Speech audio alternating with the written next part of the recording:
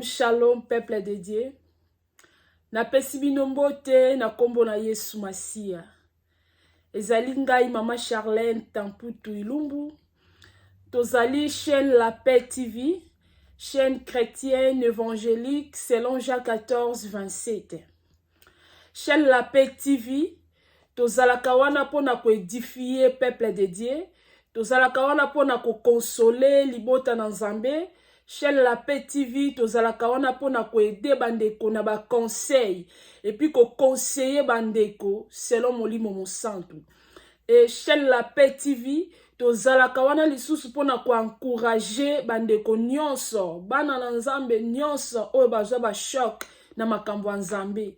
Ba oyo baza déçu na makambo ya Nzambe. Chaîne La Paix TV, tozalaka wana toujours pona ko consoler, tozana pona ko encourager bandeko, ko yebisa bango eke to luka toujours Nzambe, mais to luka nde bato mokilité na place Nzambe. Nzambe apambola balandi nyonso ya La Paix TV. Yo motozo zwa ba video na biso, ndeko na ngai mwana mama, nasengi na yo partager ba video, nasengi o aimer ba page na biso ya La Paix TV. Nasengi na bandeko nyonso bobo sanate nazo ko inviter bino nyonso bo s'abonner na chaîne na biso ya La Paix TV. Bo s'abonner na page na biso ya La Paix TV. Nzambe apambola biso. Kimia ya Nzambe tata o Yesu Masia atikelaka biso ezala na mabota, kimia ezala na mitema, kimia ezala na ba santé pe na makambo na biso nyonso. Yesu alingi bino, ngai pe na lingi bino. Peuple de Dieu, bien-aimé dans le Seigneur, lelo exhortation na biso ya mukola lelo, tozo lobela mingi mingi o ezali jeûne et prière.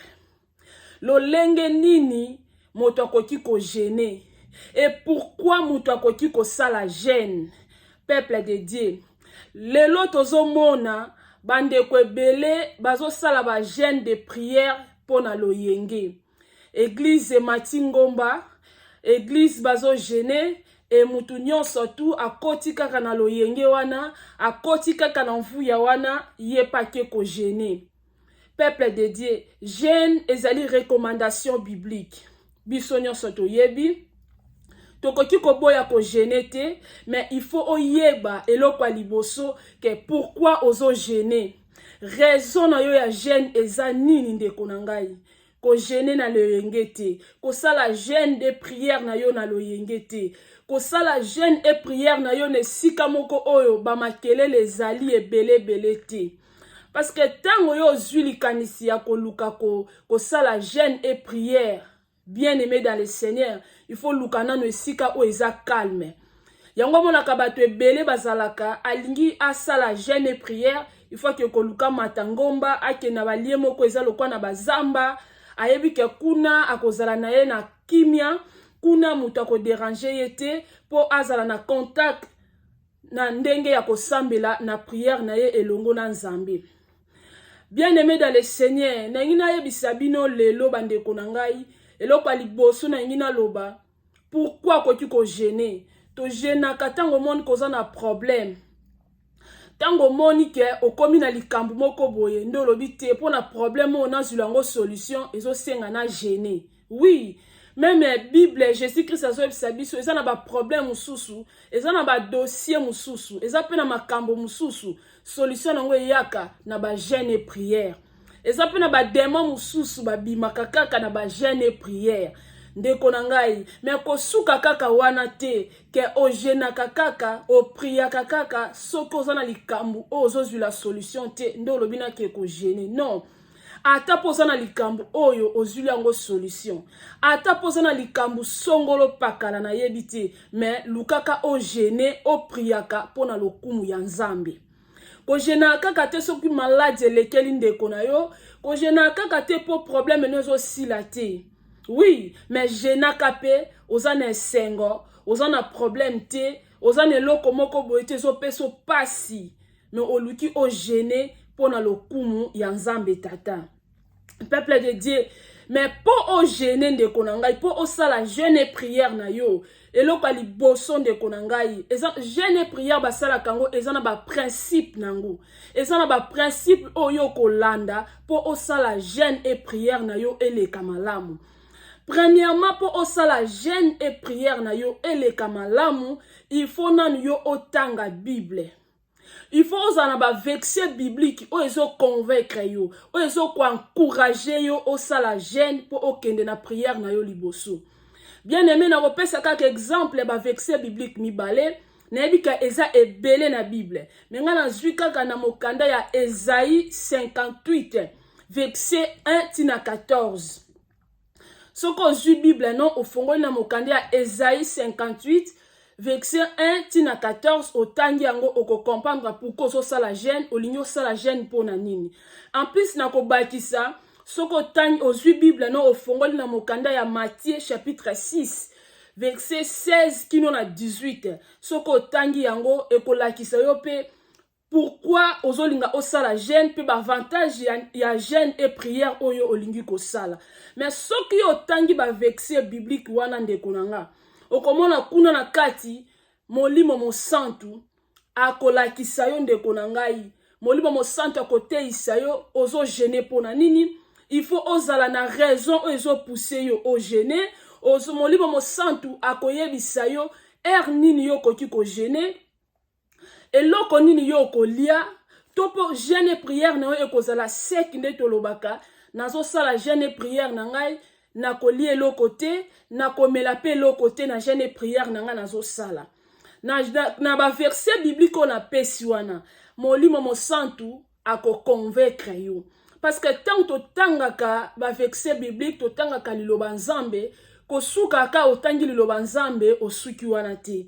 Tango ozo tanga liloba nzambe, il faut yeba ke lilobo yo ozo tanga eza ya nzambe et puis oza convaincu que nzambe azo lobela yo azo peso message na verset biblique oyo ozo tanga. Yango nga na yebisi yo déjà ke ba verset na pesi yo wana.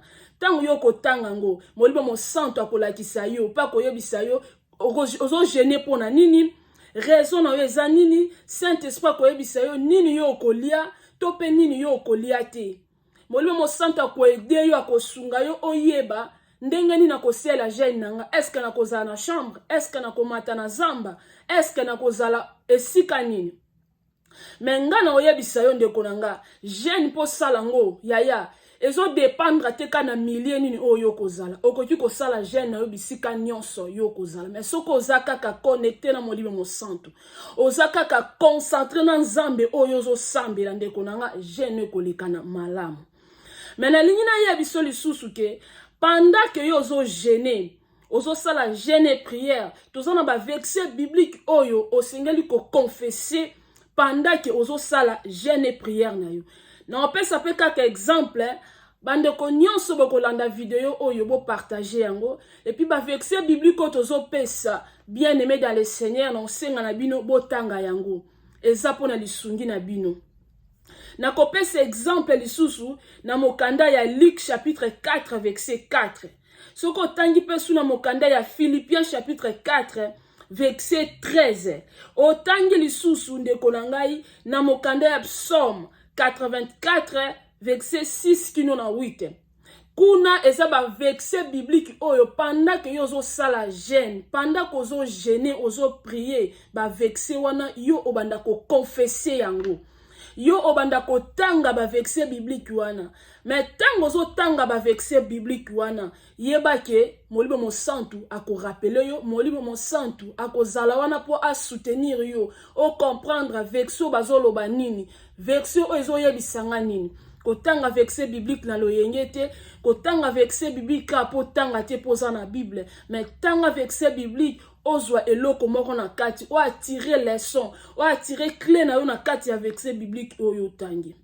Peuple de Dieu, bien aimé dans le Seigneur, na lingina yebisa ndeko moko boye ndeko nanga, verset oyo ba verset biblique oyo nazo pesa yo ndeko, to sala jeûne, to prier pona lokumu ya Nzambe tata. Na lingina yebisa bien aimé dans le Seigneur, yo muto sala ka jeûne. Tango zo sala jeûne, lo pango mobimba fo ba yeba ke yo zo sala jeûne. Tango zo sala jeûne et prière na yo, yaya bato bana besoin koyeba yango te lokolo eza secret yo moko lingi yo moko personnellement lobi na lizala posa lelo to pe ba jour boye na semaine na bando kosala prière na ngai ya jeûne nando jeûner et puis nazo prier eza yo moko eza te lopangu na bino mobimba ba voisin ba ndeko nyonso na famille ba comprendre que ndeko songolo azo jeûner ndeko songolo azo sala jeûne et prière non bongo te tango zo sala jeûne et prière na yo olamuki na tongo soko yebi ke jeûne et prière nous a pour 3 jours ndeko nanga nayebi ke premier jour ezaka moi fatigue mais deuxième jour tozwara makasi mo benzamba pia abiso makasi tango yo zo jeûner olamuki na tongo kotie longia mawate yaya kotie longia mawate kotie longia nzala te kotie longia mutu asa na soif formela maite pour batu ba comprendre que aza fatigué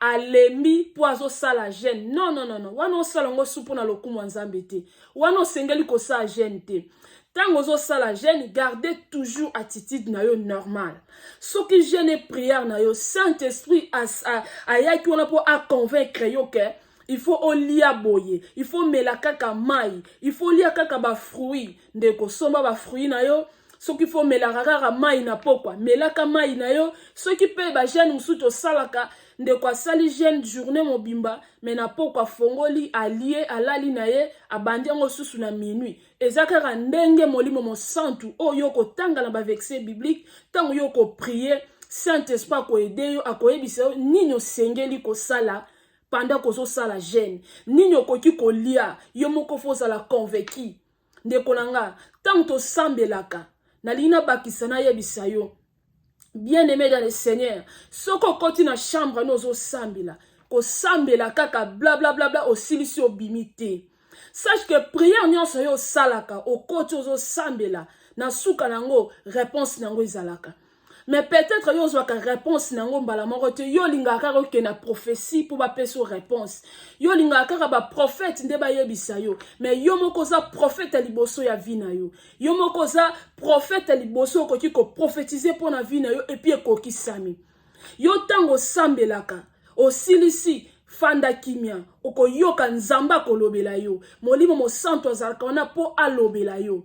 Mais soki yo yoka kangote peut-être ozako sisi ko sambila amen obimi okei non tango sisi ko sambila ozo sala jeûne et prière na yo na kati ba prière nozo sala bien aimé yoka écoute nzambe yoka nzamba linga loba nini na lina ya bisayo moto musoko ki ko zala asambeli depuis tongo 6 heures ti ayeko bima 18 heures azaika na kata chambre na ye alekisi journée mobimba azo bondela azo sambela azo saka ba prière metanga silisi alobika amen silia bimi na yo mutu o salika 30 minutes liboso nzambe 30 minutes apamba mofandi après prière na yo aux 8 ans ya koyoka nzambe aux 8 ans ya koyeba ke nzamba lingi aloba nanga nini nzamba lingi te yanga nini ndeko nanga oleki mutu awumeli asali journée mobima na prière oleki mutu asali 8 heures du temps yo sali ka 30 minutes mo 8 temps ya koyoka après prière na ya 30 minutes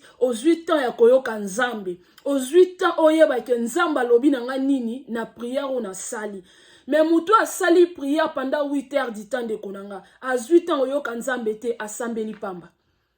Il faut yoka nzambe parce que tonto kenda ko sambela ndeko na ngai nzamba lobela kabiso nzambe loka lobela kabiso na ba façon nyonso na ba mania pe na ba modèle nyonso o ezo senga ka ye moko ndeko na ngai mais tango yozo sambela yeba ke il faut yoka nzamba lobino nini ba prière musuto salaka tango tozo sambela nzambe des fois akoki ko peso avertissement nzamba akoki ko kebisa yo nzamba akoki ko yebiso ke na sepeli ne loko yo te nzamba akoki ko yebiso keba ne loko yo tango zo sambela na suka nango tango yo ko yoka nzambe nzamba akoki pe ko yebisa yo ke no continue ne loko zo sala ndeko nanga yango na lobi yo moko za prophète ta vie na yo kozela ka te ba pesa ko prophétie libanda yo moko za prophète a vie na yo okoki ko banda ko prophétiser pour na vie na yo pezo ko kisama mais zala na écoute ya nzambe yo kaka nzamba zo linga loba nanga nini yo kaka nzamba zo talisa nga nini bien aimé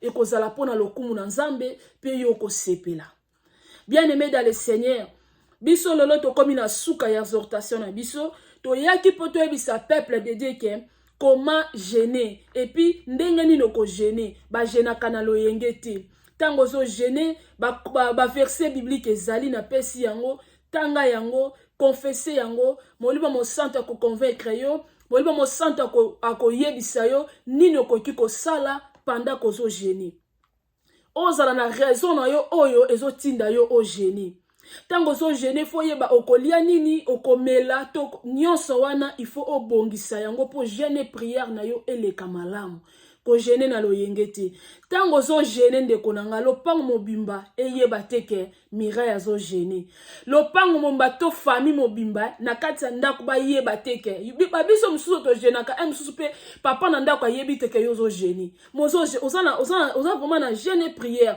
mais mususu mobali no na ndako ayebi teke ozo gêner mais attitude no eza normal tango zo gêner attitude na yo il faut ezala normal kozala na mawa te kozala na kanda te elongino eza ya nzala te elongino eza ya oza fatigué te non il faut tango zo gêner zala normal attitude na yo ezala malamu peuple de Dieu nzamba pambola bino nyonso bo s'abonner na chaîne na biso ya la Paix TV okozobe edification benga biso komela biso oza na problème oza na likambo ezo déranger oza na posa to sunga yo na ba conseil to sunga yo na ba prière toza wana pona ko aider toujours libota na nzambe nzamba pambola biso et tokutani na mokolo ezali koya merci que Dieu nous bénisse bye.